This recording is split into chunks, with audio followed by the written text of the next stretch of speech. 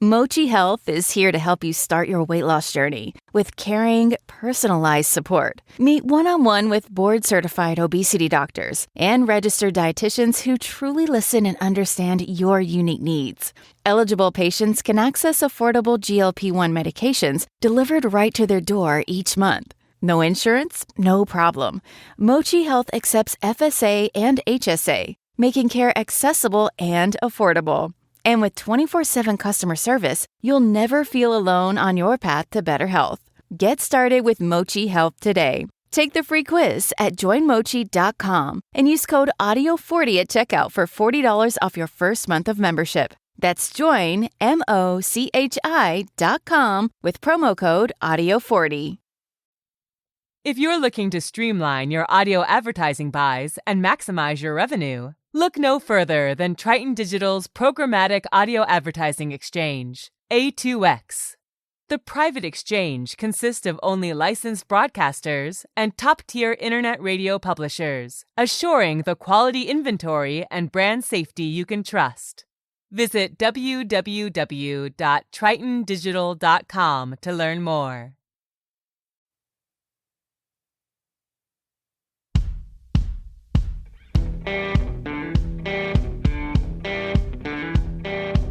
I'm Brett. And I'm Alice. And we are the Prosecutors.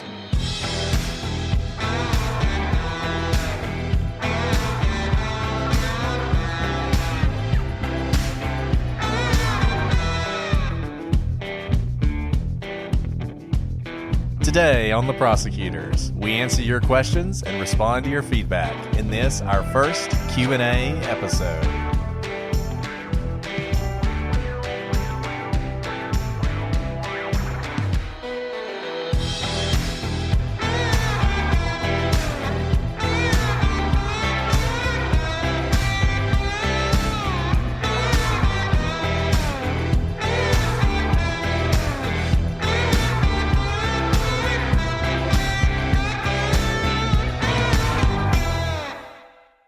Hello, everybody, and welcome to this episode of The Prosecutors. Today, we're doing something a little bit different. Instead of addressing a case, we're going to answer your questions and respond to some of your feedback. I'm Brett, and I am joined, as always, with my wonderful co-host, Alice. Hey, everyone. Thanks so much for writing in. We really appreciate it. You know, Alice, I honestly didn't really think anyone was going to write in, at least this early. So Ye of little faith. Did you not know the power of Reddit? Exactly. The power of Reddit. Hello, Redditors. Yeah, I mean, look, I just want to say to everybody who is listening, thank you. We received a lot of feedback, had a lot more downloads than I expected. And I got to say, things are going great so far. But yeah, we had a lot of really encouraging comments. We had some criticism too.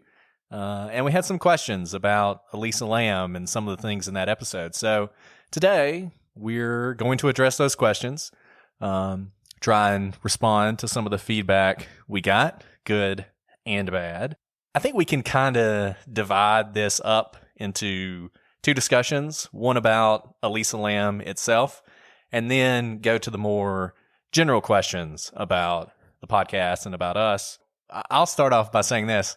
I've been involved in sort of the true crime community for a long time, but it's always been, as a listener and as someone who, when I go to Reddit, when I go to Web Sleuths, it's usually to try and find out more information about the case. So I didn't know about, I guess, some of the controversies in the true crime community. It's kind of like the difference between history and historiography, where one studies the past and one studies the study of the past. So I guess this is a little bit kind of like the latter. But apparently, Elisa Lam is a controversial case in the true crime community. And there's a lot of folks who, don't think that Elisa Lam really even is true crime. So kind of wanted to address that first. Is Elisa Lam a true crime case? What do you think about that, Alice? As all questions, I guess it depends on the definition of true crime. I think that's right. I mean, look, at the end of the day, you have someone who died. You have someone who was at the center of a criminal investigation for a little while, at least. LAPD homicide investigated this case. And until, you really had all the facts, you certainly could think that this was a crime. And there are people to this day who think this is a crime and feel passionately about that. One of the reasons we wanted to do Elisa Lam, and we talked about this a little bit in the episode. Number one, just because it's an interesting case. It's a case that interests me, and it was a case I thought was worth diving into. This is a case where you have a victim who has been treated more as a character in, a fictional piece of horror than they have a human being. And it's a case where mental illness plays a big role. And frankly, you see that in so many cases, true crime cases involving disappearances. And it's often something that people understate. They don't want to look at that. They want to look at the sexier explanations. And it was a case that while people talk about it a lot, they don't really talk about the evidence as much as maybe they should, particularly stuff from the civil case, and really digging down into what the autopsy showed and other things. So in a way, we did this as much to show how we're going to do these cases, as we did to talk about Elisa herself. And Alice, my experience in law school, I'm sure was similar to yours. You don't go to law school just to learn procedure, or case law.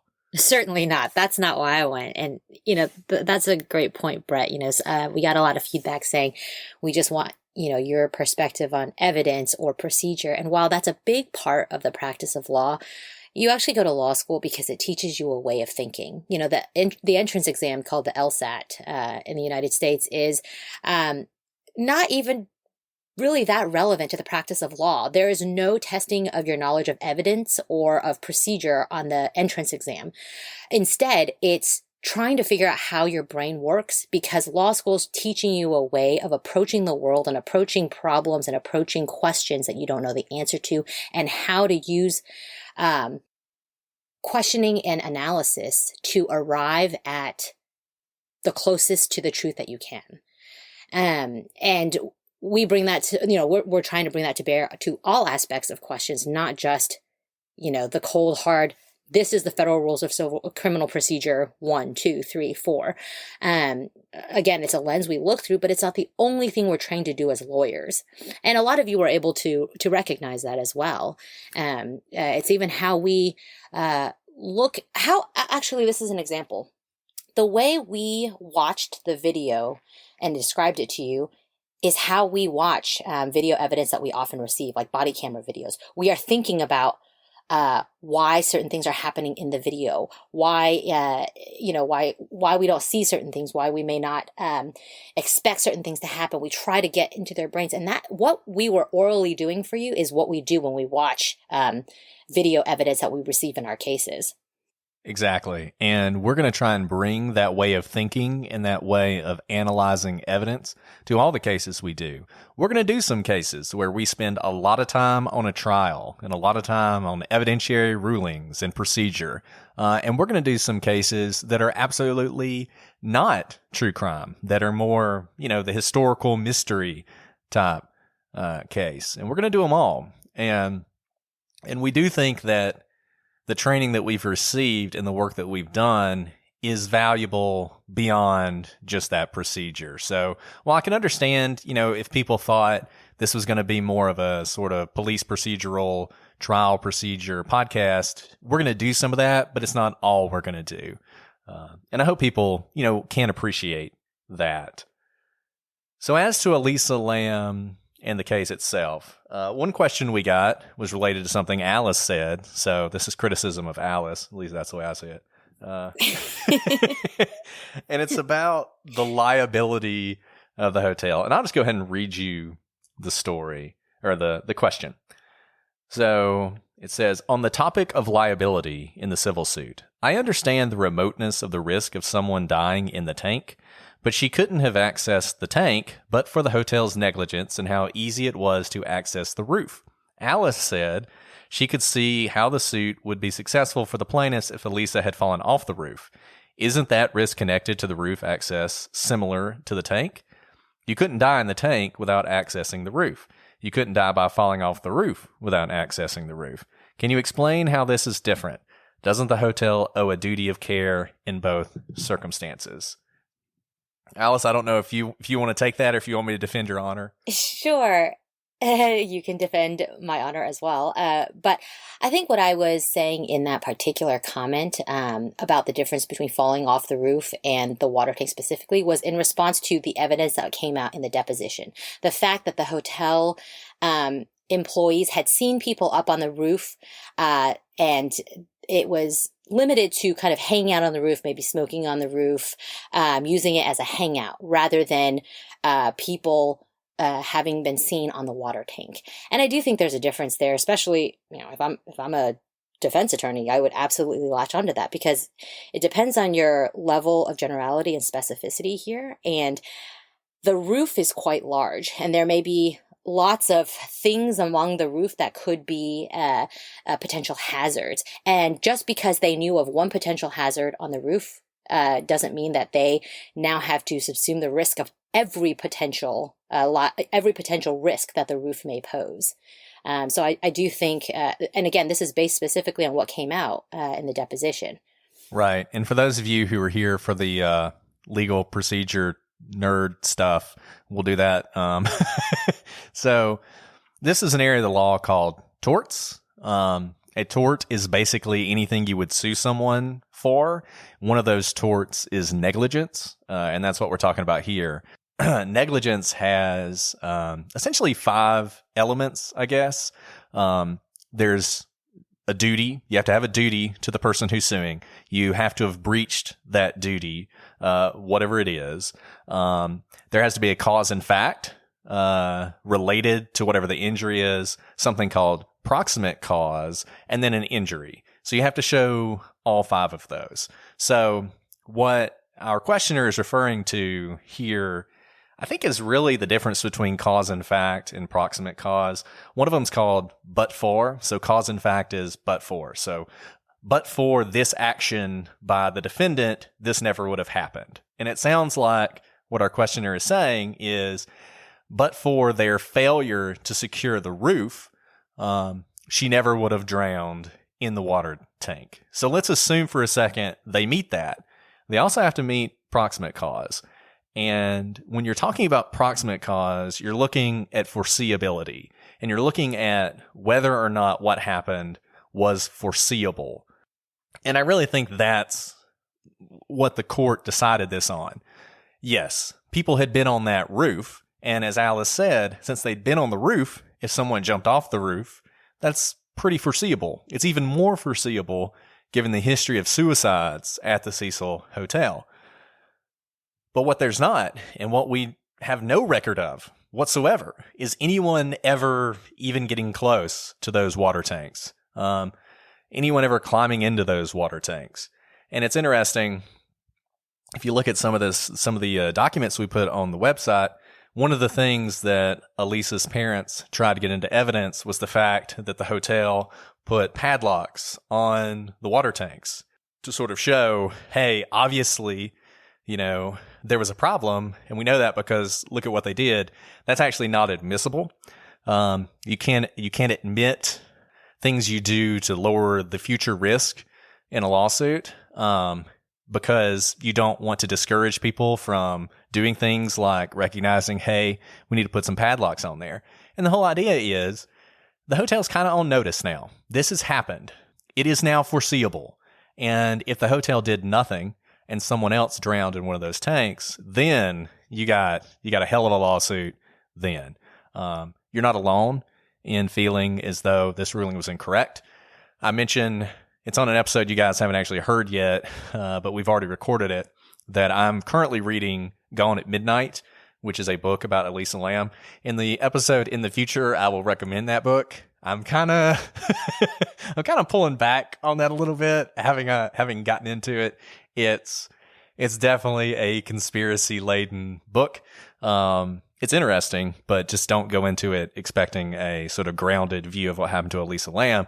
And that book complains about the outcome and quote some people who were shocked that the judge thought, there's no viable cause of action here. But I do think that's the basis. And I said in the episode that I was kind of surprised. Thinking more about it, and after what Alice said, I think it was correct. I think this wasn't foreseeable, and dismissing the action was, the proper thing to do. And it's unfortunate because you want Elisa Lam's family to have something. Obviously no amount of money will ever replace their daughter, but you kind of want them to at least have the peace of mind of winning a lawsuit. But I do think on the law, it was the right call. Thanks for defending my honor. Oh, you're welcome. Always happy to do that. So a couple other things we got back. We got some really thoughtful comments on mental illness. We really appreciated those.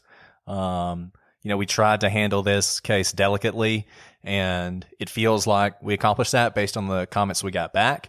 But there were two comments I wanted to highlight. One, we had a comment from someone whose sister had dealt with bipolar disorder, and like Elisa Lam, she was placed on multiple antidepressants and other drugs, and she actually developed serotonin syndrome and had many of the same symptoms that we talked about in the case, and ended up in the hospital, thankfully, and was able to get over that. But it was an interesting comment from someone who's had real life experience with that. The second one was a question I'm going to let Alice address about suicide and why we sort of discounted suicide so quickly given the evidence of mental illness. Yeah, thank you. And, we got a number of comments from people asking, okay, so she did die not because of some sort of crime, but why not suicide? Why didn't you discuss suicide? Now, it crossed my mind, but I guess with suicide, I was thinking, is there an intent to kill yourself if you're in the midst of a psychotic break?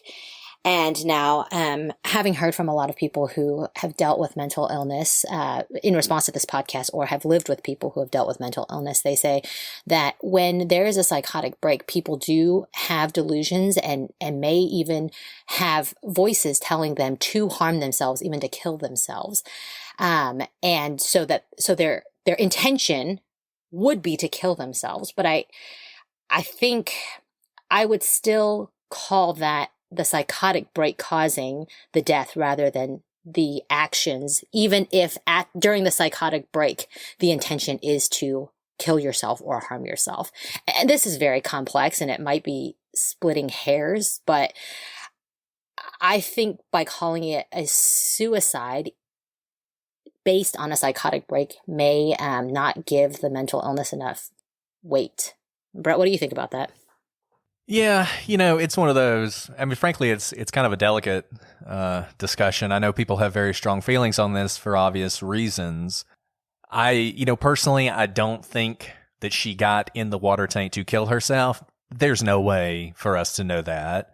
I think we can know, frankly, whatever you think happened, she was dealing with some pretty severe mental illness then, whether, whatever it is, serotonin syndrome, a psychotic break, side effects, whatever it was, she was dealing with those. Even if she was murdered, even if you still believe that she was murdered because somebody saw her and realized this is an easy victim and they took advantage of her. On the suicide thing, yeah, I mean, I guess I'm thinking about it intent-wise. Was she trying to kill herself? It seems, and once again, so dangerous to try and put yourself in the mind of somebody who's in the grip of this.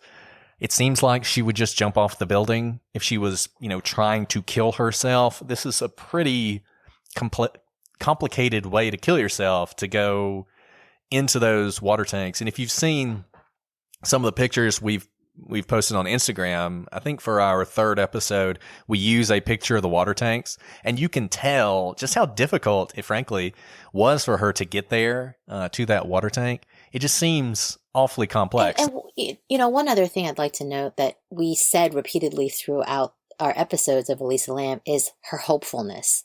You know, she did write on her blog. She spoke with, you know, a bookstore employee, one of the last people to speak with her, and there did not seem to be any ideations of suicide that we've been able to find. And I keep coming back to the word hopeful because it did seem like she had hope. And you know, that is, again, this is us speculating, but typically there's at least some sort of discussion or some sort of posting that we can point to later on saying, oh, if only we knew what that meant at the time. But I didn't see any sort of ideations of suicide in the evidence that we had.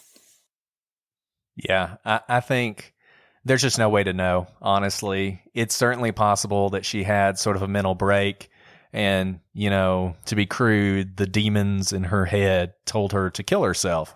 You know, that's certainly possible. We'll never know the answer to that. So I guess if you mean suicide like that, okay. If you mean suicide like she'd come to California and realized there was no point to live anymore and she wanted to die, then no, I don't think that happened. To the extent that kind of splitting hairs, you know, matters to anybody. So a couple things that we got that are related to this case, and one thing that nobody mentioned, but I sort of noticed later on and didn't mention when we were talking about the case. So people who point to, you know, that they still think it's a murder, asked two questions. Number one is it suspicious or was it negligent even for the LAPD to not test the rape kit that was done on Elisa Lam, and is it significant that they did one in the first place? Now, look, I don't know exactly what their procedures are there, but one of the reasons that you have so many untested rape kits is they do them, particularly when you have an unexplained death, they do them as a matter of course. So they go ahead and do the rape kit. And then if during the autopsy and the investigation, they develop evidence of murder or rape or whatnot, they'll then process the rape kit. In this case, they felt, you know, about as secure as you could that this was not a murder, that Elisa had done this to herself. And so they were not going to use the resources to test this kit. There is a backlog on testing. There's a backlog on most forensic testing, and police departments around the country have to kind of make these calls. So no, I don't think it's unusual, and I don't think it really says anything that they took the kit in the first place and that they didn't test it in the end. Alice, I don't know if you have other thoughts on that. Yeah, I mean, something we need to keep in mind is finite resources for law enforcement and, you know, for prosecutors as well. There are a lot of cases in the backlog, and this is a common attack that law enforcement gets from defense counsel. Why didn't you do this additional step? And you have to use your judgment as law enforcement in dealing with your finite resources and finite time of which leads you're going to pursue that are likely going to lead to uncovering, you know, what happened in a case. If they found a naked woman who is dead, I would probably expect them to do a rape kit. I don't think it necessarily means that they thought it was a rape to begin with, but rape kits have to be done, you know, as close in time to the rape as possible. Otherwise, the evidence can, you know, go away, whether by being in water, taking showers, those sorts of things. And so that's one of the first things you need to do if you even want a chance of having a rape kit that might be able to be of value later. And I think what Brett just mentioned is really important here. Rape kit testing has backlogs in many districts because one of the first things you do in a lot of these cases is to take a rape kit. And there's priority in how you process those kits if they don't think that there's been a rape in this case. And there are other cases where perhaps the victim is alive, maybe still at danger, maybe someone is still out on the loose, those sorts of things. They may prioritize other cases to process because they need more immediate answers and it's more pertinent for those cases. So while, of course, we're looking at Elisa Lam as just one case, keep in mind that law enforcement have many, many cases they're investigating and they have finite resources. So another question we got was, is there any evidence of drowning in this case? And this is actually something, if you believe in murder, it gets pointed to a lot. In the book I'm reading, this is actually one of the guy's main arguments for why, well, I mean, I haven't gotten to the end of the book, but I assume is going to be one of his main arguments for why this was murder, that there was no fluid in the lungs themselves. And that's more or less true, but it's actually not that significant. Essentially, when a body has been in water after drowning for more than a few days, you're going to have something called pleural effusion and postmortem transudation from the lungs. And essentially what that is the fluids in the lungs flow out into the rest of the body. It's part of the decomposition process. Elisa was in that water tank for quite some time, so it's not surprising that that would happen. It's actually the case that in around 10% of drownings, you don't even have water in the lungs at all. The body essentially shuts down the breathing apparatus when water is first introduced, and you suffocate, but you don't drown, which is weird, but it does happen. It's probably not what happened here, and the reason we know that, the pleural space, which surrounds your lungs, normally has between 15 and 20 cc's of fluid. If you look at Elisa's autopsy report, she had 300 cc's on the right lung and 200 cc's on the left. So that's where some of that fluid went. It flowed from the lungs themselves into the cavity. Given the state of decomposition, it's just not, it doesn't say much that you don't find that fluid. Because this is not a drowning where, somebody was found immediately afterwards. So you got to be careful. When you look at these things, it can lead you down weird paths. I think that's happened in this case. But no, there's just no evidence of foul play here. So we stand by our conclusions in the episodes we did. And I think if you give them a listen and you kind of come at it with an open mind, I think it's hard really to come to any other conclusion. One last thing on Elisa Lam. We talked about the dogs. One thing that I actually didn't know until recently, we talked about the dogs and how there was no hit. That's actually not right. Last year, a police officer gave a statement that the dogs actually did follow Elisa Lam's scent to one of those windows that leads out to the fire escape. When they took the dog out on the fire escape, he lost the scent, didn't have it there. That's not surprising. But the fact that that dog led to the fire escape, I think, just further serves to confirm the theory that we have, which is she went on that fire escape and she climbed up on the roof, and then she ended up in the water tower of her own volition. But thank you. This is exactly what we were hoping for, that there would be something that maybe we missed and you guys brought it to our attention. So in this case, I think it further supports our conclusion, but thank you guys for bringing that up. Yeah, and we hope you guys will keep doing this. Go ahead and give you the contact info, and then we'll get into the sort of more general questions. prosecutorspodcast@gmail.com. Actually, it's prosecutorspod@gmail.com. Prosecutorspodcast.com is the website, and then @prosecutorspod for Twitter and Instagram. So yeah, as we do these, we want to hear from you. This is exactly what we wanted. And I think it makes for, an even better discussion of the cases to kind of have some back and forth. It's one of the reasons places like Web Sleuths work so well, because you've got that sort of wisdom of the crowd going on. So that's Elisa Lam. If there's other questions we haven't covered, feel free to go ahead and shoot them to us. We can address them in a future episode. But for now, we'll go to some of your general questions and general comments. So the first one is that our theme song is too long. Sorry, you're just going to have to fast forward. I mean, the theme song is the best part of the podcast. So if you don't like the theme song, I don't even know why you're listening.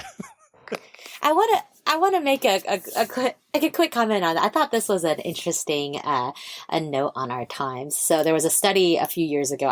It's eluding me, which publication this was in, but there was a study that in the last 15 or so years, the length of TV show intros in their songs has dramatically shortened from an entire length song. Think of like Friends, Cheers, Gilmore Girls. 2-minute long songs have now cut to essentially, Law and Order's two-note sound. And the comment was based on how TV producers are pressed for time. They want, more for plot development, and also that we want instant gratification as a society. We don't want to have to wait through the credits or any other sort of formalities. We want the last note now, which I just thought was an interesting comment that so many people had so many comments about the song length. And see, society is worse off for the fact that we don't have any more, theme songs to Cheers or Thank You for Being a Friend from Golden Girls. I mean, these were great things. Or MASH, so we're pushing back against this societal decay in theme songs. So theme song will continue. Literally all you have to do is hit the 30 seconds skip thing and you'll basically be done with it. So But thank you. Hey, thank you for caring enough to write about our song. That's you have to care to criticize. So thanks. It's true. It's a very, didn't take long to get the criticisms, and that's the first thing that happens in the show, but that's okay. So there are people who think that we actually can pronounce all these words and it's just a put on. We're trying to one person literally said that they thought we were trying to sort of condescend to people listening to the show. So we're just like them. We can't pronounce words either. No, actually we can't pronounce the words. I mean, we can't. I mean, who can? I mean, of course someone can pronounce them, but these are complex multisyllabic words that are not used in like common vocabulary. So, exactly. Maybe you all can do it well. And I mean, if you really want to go there, and I'm not pulling this card, but no, English is not my first language, and I really don't know how to pronounce these words. Yeah, and I'm from the South, so English is barely my first language. But I guess we could spend a whole lot of time going over and over these words before we do the podcast so we could pronounce them correctly. But frankly, we just don't have the time for that. I mean, I would rather spend that time actually researching the cases or doing our real jobs. So that's just going to continue. Sorry. You can laugh at us. I mean, but we're not doing it. We laugh at us. We do. And, we're only 4 episodes in as you're listening to this, but we're a little bit ahead in recording, and I can tell you there's more coming. So, okay, so somebody else who actually apparently enjoyed the first episode wanted more background on us and sort of who we are. So, we're still operating under the naive belief that for a little while at least, we can do this relatively anonymously and not deal with, the issues of trying to comment on anything in the public space. But, we'll give you a little bit more background on us. Somebody asked where I'm from. They guessed Tennessee. I'm from Alabama, so you're close. I won't be insulted by that. So I've already said, went to Harvard Law School, a little bit about my legal career. I worked at a law firm for a little while. I did not enjoy that. I mean, no one enjoys working at a law firm, but it was never really what I wanted to do. I came from a very sort of poor rural area of Alabama, and my family, for the area was pretty well off, and we were like, lower middle class, but for that area, I had huge advantages over the kids I was going to school with. And it was always sort of beaten into my head that, these were blessings I didn't deserve and I needed to kind of go out and earn them. So I've always wanted to do public service. So after law school, worked briefly at a law firm to help pay off some of those student loans I had taken out, and then immediately went into public service. So I've worked, and I said this before, I've worked in state government. I've done legal work in state government. I've worked in the federal government, sort of seen a lot of different angles, a lot of different perspectives on the law. But this is always kind of what I wanted to end up doing. And I think, we I mean, we have our biases. We're going to come at this as prosecutors, care a lot about victims, care a lot about justice, and that's why I wanted to do what I'm doing. So that's a little bit more on me. Alice, do you want to add a little bit more about yourself? Sure. I don't know what is very interesting about me, but, so I have always been a litigator within the law. There's kind of two big buckets. There's, like transactional law and litigation, and I've always been on the litigation side. But I haven't always been in criminal law. I actually started out as a civil litigator. Having worked on both sides of the V, and when we say both sides of the V, a case usually is like United States versus another name, Florida or something like that. Both sides of the V means that I've worked on the plaintiff side, meaning I'm a prosecutor, and I've also worked on the defense side. So I've gotten to see the view of, what it's like to bring cases, but then also what to do when you defend cases that are brought to you and working under those circumstances. Had a variety of clients and been able to work with a lot of different people and entities as well, because my clients are not always people, individual people, I should say. I don't know if there's anything else anyone would want to know about me. But. And we've already told you, we're married. We're married lawyers. We have kids. Somebody said we talked about our kids too much. Once again, gonna continue. I mean, look, at the end of the day, we want your feedback, and we're going to incorporate as much of it as possible. But this is our podcast, and we're going to stay true to ourselves and do our thing. We're not trying to be anybody else. We're obviously not trying to put on any airs about how well we pronounce stuff. So, just expect that. What you hear is what you get from us. It's who we are. And those are the things we're going to talk about. So, a couple other things. Somebody asked if we'll be covering cases involving trials. We will. And we'll dive into that. Pretty interested in doing that just because that is something you don't hear a lot of. People with experience in trials sort of looking at evidentiary rulings is a big one. One I want to talk about, West Memphis 3 gets done a ton. It's been done 1,000 times. But I think when we do it, we may really focus on the trial and some of the decisions that were made in that trial, which I actually think is undercovered, and hopefully you guys will be interested in. I also got asked if we're going to do cases that are not famous. Of course, we're always looking for more cases to do. But, famous cases are famous for a reason, and we're really interested in those cases too, and we would like to share our point of view on those. So, we're not going to sort of go out of our way to avoid those cases. Will we do Making a Murderer? Probably not. For one, just because I don't even think that case is that interesting. But we are going to do, just like we did Elisa Lam, we're going to do cases that have been covered. We're going to try and bring our own spin to it. And if we can uncover additional evidence, like I think we did in Elisa Lam, we'll do that. So, but yeah, always looking for cases to cover. If you have an interesting case that nobody's covered before and you think people should, shoot us an email. Okay, and then the last thing we're going to talk about is sort of a complex subject. We got a couple comments on this. We said in our first episode that generally speaking, we trust the police. Well, people wanted to know our views on prosecutors in general and sort of corruption in prosecutors' offices and whether prosecutors, quote unquote, cover for each other, that kind of thing. I'll start us off on this, and then Alice, you can jump in. Obviously, we're not going to talk about specific cases involving prosecutors. As we've said before, it's a little awkward doing this show while we actually are prosecutors. So, we're doing cases that are historical. We're doing cases that are cold cases. We're doing cases that are not in our area or with our agency.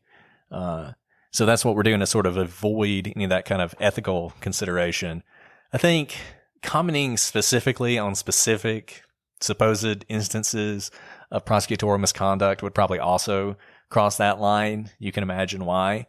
So I'll just speak about it generally. And I think generally speaking, it's basically like anything else. There are thousands of prosecutors in this country. They are prosecutors on the local level, prosecutors on the state level, prosecutors on the federal level. They are in big offices, small offices, and everything in between. They prosecute everything from traffic citations to capital murder.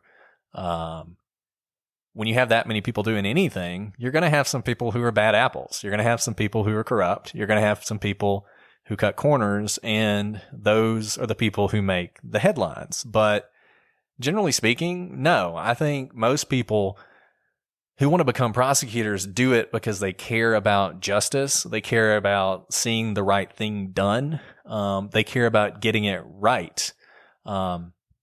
And that's something that's really drilled into our heads. Now, look, I also think it's like anything else. I think if you have a smaller office with less oversight, you're probably going to have bigger problems. Somebody also asked us about a Netflix special called How to Fix a Drug Scandal.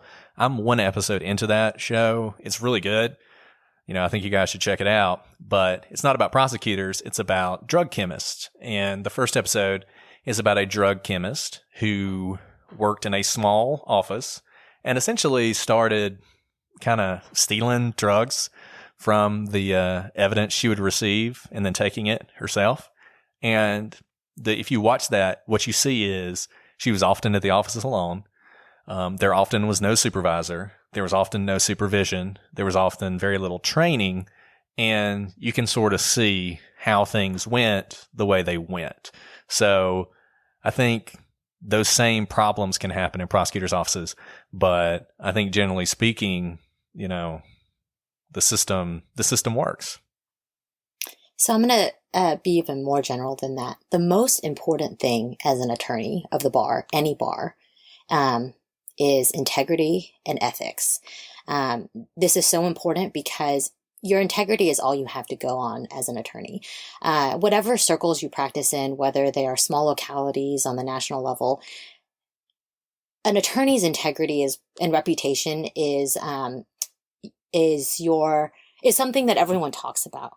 You know who the attorneys are that you can't trust, that you can't, have to make sure to have conversations in writing with.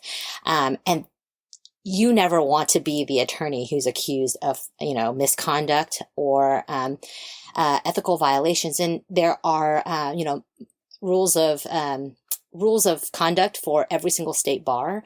There's ethical rules for bars, and they are so serious that one violation can cost you your bar license, meaning you can no longer practice as an attorney. And so I put that out there because, like the Hippocratic Oath, that doctors are supposed to take, lawyers also have a duty to uphold ethical rules that they're bound by. And we have and prosecutors specifically, take an oath, and we have a duty to not only our employers, the public, but also to the court of candor. And even if that means we are saying something in court that will hurt our own case, we have a duty to bring that to the court's attention. So we take that duty very seriously. Not only because rules require us to do so, but it's the faith in our profession really depends on it. Yeah, I mean, look, I know people have this image of sort of the aggressive prosecutor trying to build their career at any cost, hiding exculpatory evidence. We got asked about that. Number one, I just gotta tell you, discovery freaks me out. I want to give everything I can because I don't even want anybody to question whether I would do that. Even a hint of withholding evidence. And look, we're not in there operating by ourselves. There's always a defense attorney. And if you're somebody who is doing things like hiding evidence and acting in a shady manner, you develop a reputation very quickly, and the defense attorneys are going to come after you, and you're not going to last very long. It's not going to be long till that bar complaint gets filed and you lose your license. So I'm not saying it never happens, and there are obviously famous cases of it happening. But like most things, this notion of all these like evil rogue prosecutors out there putting innocent people in jail by withholding evidence, it's just not the case. At least not at the level that people seem to think that it happens. Thanks to everybody who's sending questions. Keep them coming. Keep those downloads going. Leave those 5-star reviews on Apple or whatever, as long as it's at least 4. And, tell your friends. The fact of the matter is, that's the best advertising you can have. I'd rather you tell a friend to listen than leave a review on Apple. So I hope you'll do that. But I guess until next time, I'm Brett. And I'm Alice. And we are the prosecutors.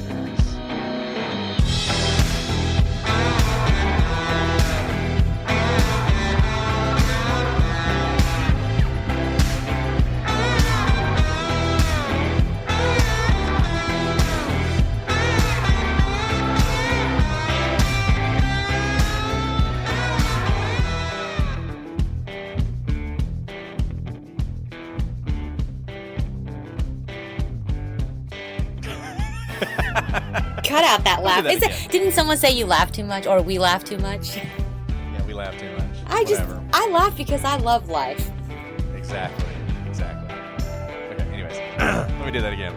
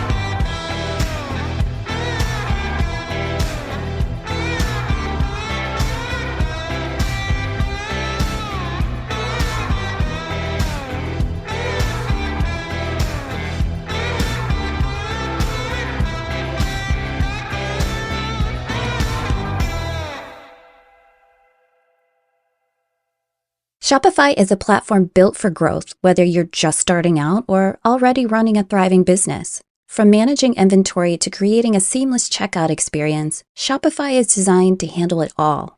And it doesn't stop there. Shopify helps you sell everywhere your customers are, online or in person.